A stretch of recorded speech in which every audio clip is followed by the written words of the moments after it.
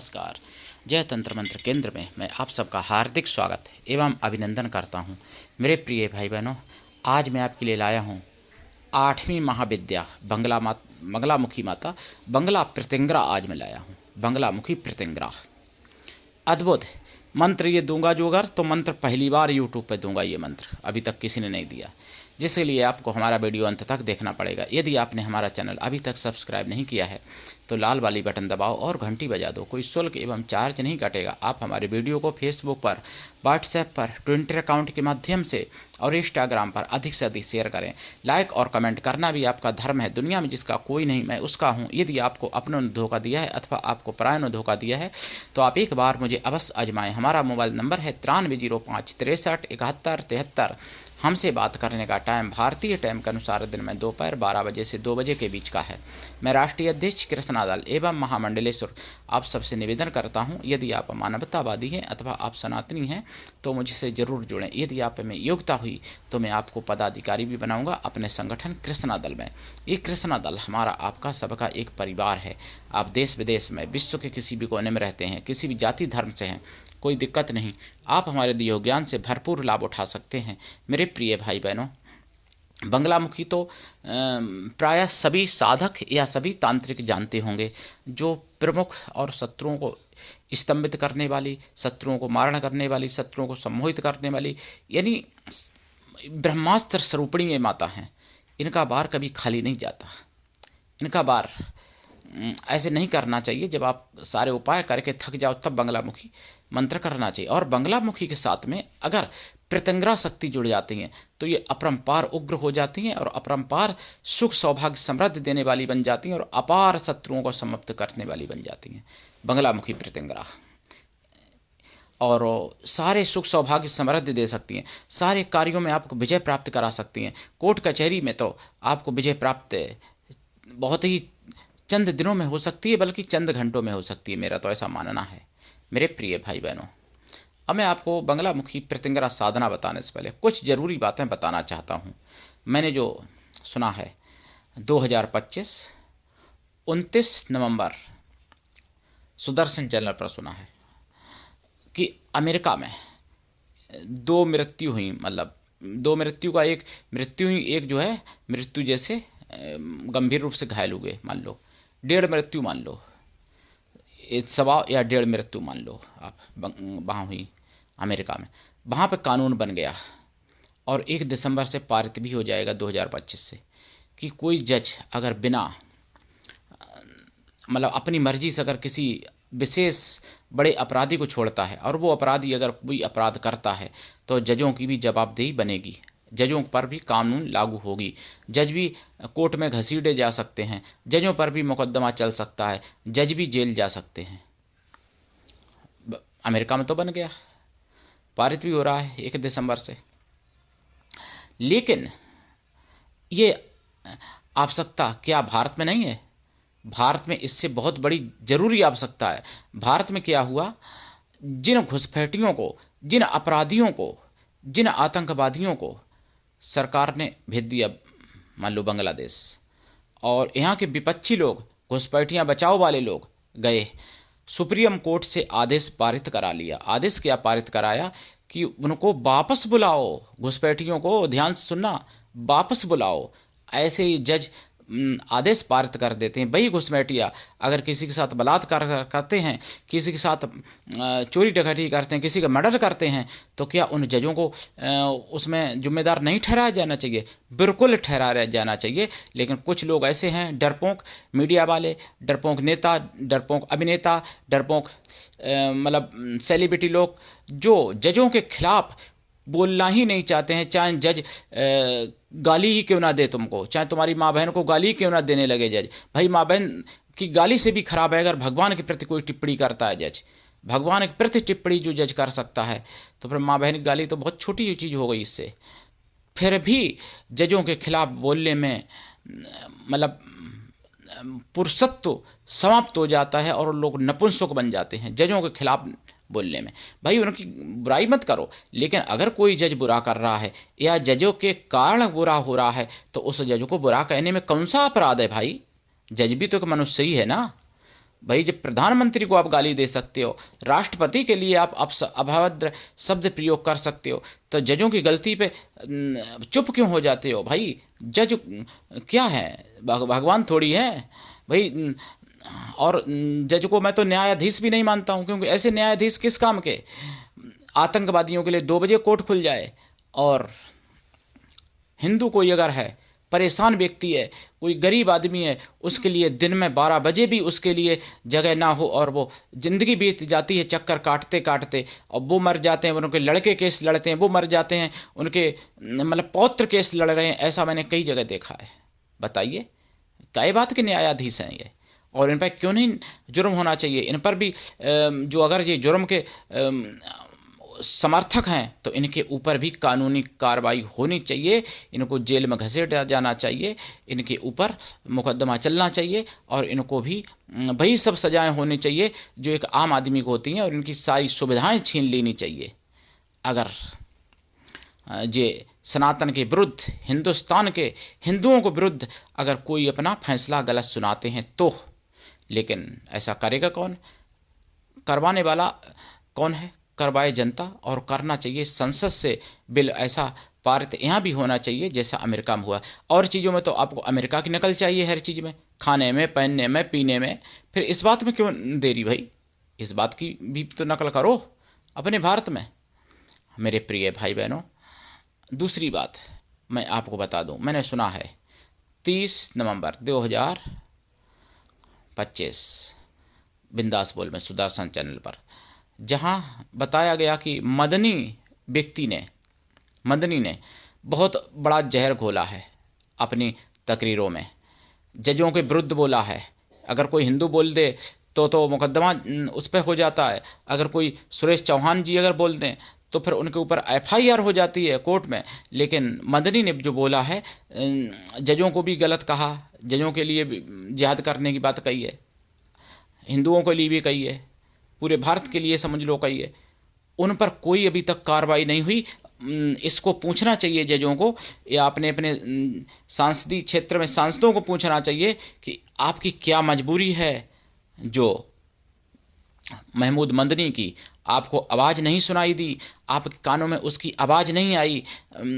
समस्त यानी supreme court को गलत कह रहा है, सुप्रीम कोर्ट को सरकार के दबाव में काम करने वाला कह रहा है।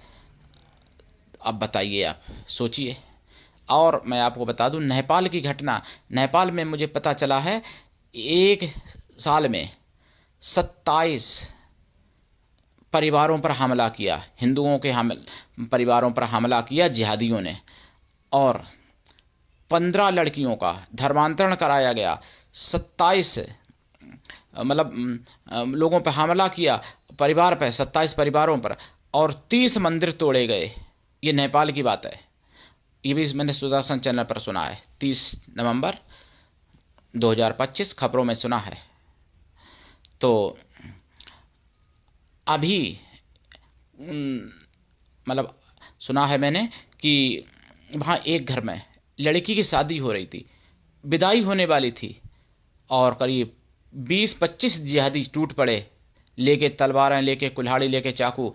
लड़की के पिता के सिर पर कुल्हाड़ी से वार किया, लड़की के चाकुओं से 8 घाव दिए, लड़की के भाइयों के पैरों में गोली, मतलब महिलाओं को भी नहीं छोड़ा, महिलाओं को भी हथियारों से मारा पीटा जिहादियों ने। और कोई दुश्मनी नहीं थी, कोई कारण नहीं था, केवल इतना कारण था कि वो हिंदू थे बस, और जिहादी मारने वाले मुसलमान थे, इतना कारण था। फिर भी आप नहीं जागते हो तो कब जागोगे? क्या आपके घर में जब जिहादी भीड़ आ जाएगी तभी आपको सुनाई पड़ेगा, तभी आपको दिखाई देगा, तब आप बोलने लायक नहीं रहोगे। इसलिए आप दूसरे के घर में अगर ऐसा हो रहा है, दूसरे को अगर जिहादी सता रहे हैं दूसरे हिंदू को, तो उसके विरुद्ध आप बोलना सीखो, आप उसका प्रतिकार करना सीखो। हिंदुओं की टांग मत काटो, हिंदुओं की टांग काटोगे चिंता मत करो, तुमको काटने वाले जिहादी आ रहे हैं, कहीं कासिम आएंगे, या फिर तस्लीम आएंगे, या फिर अल्ताफ आएंगे, या फिर नसीम आ जाएंगे। अगर तुम हिंदुओं को काटने में लगो रहोगे तब तक तुम्हारी काटने वाले और लोग आ रहे हैं, तुम्हारी माँ बहन बेटियों पत्नियों को भी नहीं छोड़ने वाले। जब वो अपनी माँ को नहीं छोड़ते हैं तो तुम्हारी माँ को क्या छोड़ देंगे भाई, और तुमको भी काट डालेंगे वो लोग, अगर आप नहीं जागे तो। इसलिए जाग जाना जरूरी है, और आपका समय भी जागने का है और समय की मांग भी है हिंदुओं को जागना। इसलिए मेरे प्रिय भाई बहनों, मैं आपको सुदर्शन चैनल पर बहुत कुछ सुनता हूँ, बहुत कुछ मैंने सुना है। दिल्ली में ये सुना है मैंने 29 नवंबर 2025 में दिल्ली में एक हिंदू को, 27 साल के एक हिंदू, उनको जिहादियों ने मार डाला, तड़पा तड़पा के मार डाला एक हिंदू को दिल्ली में। दिल्ली में भी डबल इंजन की सरकार है, वहाँ पर संसद है, दिल्ली में विधानसभा भी है दिल्ली की, भाई प्रदेश है दिल्ली, विधानसभा भी है, सरकार भी रेखा की है और मोदी की केंद्र में सरकार है, संसद भवन भी है, राष्ट्रपति वहाँ बैठते हैं। वहाँ पर ऐसा हो रहा है तो आप समझिए आप कहाँ सुरक्षित हो, किस जगह सुरक्षित हो, कैसे सुरक्षित हो, कब सुरक्षित हो, आपको नहीं पता। मैं आपको बता रहा हूँ सुरक्षा के लिए कारण 4। सबसे नंबर 1, ज़्यादा से ज़्यादा संतान पैदा करो। नंबर 2, संतानों को अच्छे संस्कार दो। नंबर 3, वेद पुराण शास्त्र पढ़ो और बच्चों को पढ़ाना पड़ेगा, आपको बच्चों को पढ़ाओ। नंबर 4, घर में अस्त्र शस्त्र रखो, बच्चों को चलाना सिखाओ, खुद भी चलाना सीखो। ये 4 उपाय करोगे तो बच जाओगे, नहीं तो फिर वही होगा जो बांग्लादेश में हो रहा है, जो दिल्ली जैसी जगह में हो रहा है, हर जगह जगह हो रहा है थोड़ा थोड़ा करके। बस बांग्लादेश में थोकम हो रहा है, बंगाल में थोकम हो रहा है, और प्रदेशों में जैसे दिल्ली या उत्तर प्रदेश या मध्य प्रदेश, यहाँ हो रहा है, कहीं वहाँ हो रहा है, मतलब लेकिन हो जरूर रहा है। ऐसा नहीं कोई जिला बचा है कि जिस जिला में नहीं हो रहा है। तो इसलिए आप जागो और अपना परिवार बचाओ, अपना बचो। जब अपना बचोगे, अपना परिवार बचाओगे, तभी आप मोहल्ले को बचाने लायक रहोगे। मोहल्ले को बचाओ, जब मोहल्ला बचेगा तभी फिर आप अपने शहर को बचा सकते हो, शहर बचेगा तभी अपने ज़िला को बचा सकते हो, ज़िला बचेगा तभी प्रदेश को बचा सकते हो। जब प्रदेश सुरक्षित होगा तभी आप देश को सुरक्षित कर सकते हो, और देश सुरक्षित होगा तभी आप सुरक्षित होगे, तभी। और जब देश सुरक्षित होगा जब सनातन धर्म सुरक्षित होगा। ये बात आप समझ लो मेरे प्रिय भाई बहनों। अब मैं आपको बंगलामुखी प्रत्यंगरा की साधना बता देता हूँ। देखिए, ये साधना बंगलामुखी की विधि से करनी चाहिए। पीला ही सब कुछ इसमें रहता है, आसन, वस्त्र, कमरा, रुई, बत्ती, सब कुछ पीला। और ये बहुत ही जल्दी काम करने वाली ये साधना होती है। इस साधना से अपनी रक्षा होती है, अपने प्रियजनों की, अपने परिवारीजनों की रक्षा होती है, और अपने विरोधियों की या आपके जो प्रियजन उनके विरोधियों का भी नाश हो जाता है। ऐसी साधना ये है बंगलामुखी प्रत्यंगरा साधना। साधना बहुत पवित्र है। साधना से पहले आपको लाइफ टाइम के लिए शुद्ध शाकाहारी बन जाना चाहिए। साधना काल में ब्रह्मचर्य व्रत, 1 टाइम भोजन, भूमि शयन परम आवश्यक है आपके लिए। दीक्षा लेके साधना करें, बिना दीक्षा के कभी भी किसी भी प्रकार की साधना सफल नहीं होती है। गुरु ऐसा हो जो शिष्य से कुछ भी ना ले, लेकिन शिष्य भी ऐसा हो गुरु को सब कुछ दे, गुरु पर पूर्ण विश्वास करे, गुरु के लिए समर्पित रहे। गुरु ऐसा हो जिससे अपने मन की सारी बात कह सको, अपना सुख दुख, भला बुरा, पाप पुण्य सब कुछ बता सको। ऐसा गुरु होना चाहिए मेरे प्रिय भाई बहनों। साधना रात्रिकालीन है। साधना काल में ब्रह्मचर्य व्रत, 1 टाइम भोजन, भूमि शयन परम आवश्यक है। और इस साधना में एक और नियम है, किसी रजस्वला स्त्री की परछाई भी आपके ऊपर नहीं पड़नी चाहिए साधना के दिनों में, जितने दिन आप साधना करते हैं, चाहे वो घर की स्त्री हो चाहे पराई स्त्री हो। रजस्वला स्त्री की परछाई भी नहीं पड़नी चाहिए, और अपवित्र स्त्री पुरुषों की भी परछाई आपके ऊपर नहीं पड़नी चाहिए, जो मतलब कुछ काम ऐसे होते हैं जिन कामों को करके बिना स्नान करे समाज में घूमते रहते हैं, तो ऐसे लोगों से आपको परछाई नहीं पड़नी चाहिए। अनजान कार में भी, अनजानी में भी अगर परछाई पड़ जाती है तो आपकी मृत्यु जैसा योग बन जाता है। उनका तो नाश हो ही जाएगा जिसकी परछाई पड़ेगी, लेकिन आपका भी मृत्यु जैसा योग बन जाता है, मृत्यु पर कारण बन जाता है आप। तो इसलिए बहुत सावधानी से ये साधना करें। साधना काल में गाय के घी का दीपक जलेगा। इसमें दिशा उत्तर होगी आपकी या पूरब। आसन पीला होगा, लाल भी कर सकते, वैसे पीला अच्छा है, सभी काम पीला। इसमें मतलब माला हल्दी की हो या फिर रुद्राक्ष की हो या पीले हकीक की हो। और अगर मारण करना चाहते हैं तो फिर इसमें आप भैंस के चरम पे बैठ के कर सकते हैं, दक्षिण दिशा में। वैसे तो उत्तर या पूर्व दिशा है इस साधना के लिए। अगर मारण करते हैं तो इसका दशांश हवन जो है, काली मिर्च, लाल मिर्च, पीली सरसों, काले उड़द और सरसों के तेल से दशांश होगा हवन, अगर मारण करना चाहते हो तो। वैसे मैं विधि आगे बता रहा हूँ। गाय के घी का दीपक। अगर हाँ मारण में करोगे तो सरसों के तेल का दीपक जलेगा, ध्यान रखना। दक्षिण दिशा होगी और सर्प अस्थि की माला से ही जाप होगा या फिर मानव अस्थि से होगा मारण के लिए। बहुत उग्र बन जाएगी दक्षिण दिशा में अगर मुँह करके करते हो मारण के लिए, पहले ही दिन से अनुभव शुरू हो जाएगा आपको दिखना। वैसे उत्तर या पूर्व दिशा है, गाय के घी का दीपक है, पीला आसन है, माला हल्दी की है इसमें, और जाप का दशांश हवन जो है आप पीली सरसों घी में मिश्रित करके कर सकते हैं, या घी ना मिला तो भी पीली सरसों काली मिर्च इससे कर सकते हैं, नहीं तो फिर बाजार में जो सामग्री मिलती है उससे भी कर सकते हैं, घी का मिश्रण करके उस सामग्री से दशांश हवन। साधना काल में पीला मिठाई का प्रसाद रखें, फूल पीले चढ़ाएं अगर अपने हाथ से तोड़े हुए हों ताजे फूल, फल चढ़ाएं, फल और प्रसाद खुद खा लें, परिवार में बांट दें। साधना के बाद जो 1 लोटा जल रखेंगे हल्दी डाल के, वो जल पीपल पर चढ़ा दिया करें, पीपल पर, या फिर बेल पर भी चढ़ा सकते हैं, वैसे पीपल पर चढ़ाएं ज़्यादा अच्छा रहेगा वो जल। और साधना रात्रिकालीन है, साधना मंगलवार चतुर्दशी शुक्ल पक्ष अनुराधा नक्षत्र अगर मिल जाता है तो ये साधना के लिए सर्वोत्तम समय है, नहीं तो फिर मंगल चतुर्दशी शुक्ल पक्षी मिल जाए या फिर कृष्ण पक्षी मिल जाए, मंगल चतुर्दशी बहुत अच्छा है। अगर ऐसा संभव नहीं हो तो शुक्ल पक्ष के प्रथम मंगलवार से शुरू कर सकते हो, पूर्णिमा से कर सकते हो, अमावस्या कर सकते हो, होली दिवाली या नवरात्रि या किसी भी पर्व से ये साधना प्रारंभ कर सकते हो। जाप कम से कम 1.25 लाख जाप है। अगर और ज़्यादा वचन चाहते हो, लंबे समय तक साधना करना चाहते हो तो फिर वचन भी मिलेंगे, लेकिन साधना लंबे समय तक करनी पड़ती है। बंगलामुखी माता हैं, बहुत बड़ी आदिशक्ति हैं, ये बात आपको पता होना चाहिए। और इस साधना में ऐसा कोई कष्ट नहीं है आपका जो ना मिटे, ऐसा कोई कष्ट नहीं है, सारे कष्ट मिट सकते हैं इस साधना से। लेकिन आपने 1-2 साधनाएं सिद्ध कर रखी हो तभी ऐसी साधना करें, नहीं तो नुकसान हो सकता है, क्योंकि जब साधना आप करते हो तो नकारात्मक आत्माएं आकर्षित होती हैं और आपकी साधना में विघ्न डालती हैं, तो उनमें आप अगर विघ्न आ गया, साधना छूट गई अधूरी, तो फायदा जितना नहीं उससे ज़्यादा नुकसान होता है किसी भी साधना में, ये बात है। तो इसलिए सावधानी पूर्वक साधना करें। जाप का दशांश हवन करें, हवन का दशांश तर्पण करें, तर्पण का दशांश मार्जन करें, मार्जन का दशांश पवित्र ब्राह्मण स्वासिनी पतिव्रता स्त्रियों को भोजन करा दें, या ब्राह्मण पवित्र कन्याओं को भोजन करा दें।